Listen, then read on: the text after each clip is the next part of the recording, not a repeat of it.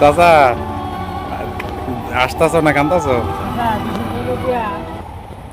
সকালবেলা একটা বাধা ছিল যে আজকে গাড়ি বার করবো, পরে একজনে একটা টিপ মারছিলাম, অগ্রিম টিহাতে তুইছে টিহা কায়া বয়ে দিচ্ছে,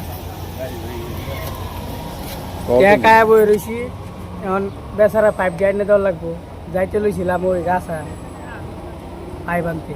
এক হুজুর ভদ্র মানুষ, ওনার সাথে কোনো খারাপ ব্যবহার করলাম না। উনি আমার সাথে গ্যাঞ্জাম লাগাই দিল, বাহার মার্কেটে হ্যাডাম দেখাইলো, আমার মারবো। আবার আসলাম চাচা, আইসা ওই যে সরজিৎ চাচা আছে না, উনার নিয়ে গেলাম। উনি দেখলো কার জুস কার গুণ। পরে ভাবলাম যে না, একটা টিপ মাইরে আসি। আসলাম আবুল ভাইয়ের দোকানে চাউলের বস্তা নিতে। এখন 35টা চাউলের বস্তা উঠাইয়া গাড়ির একটু কেরাচ্ছে করে টান মারছি।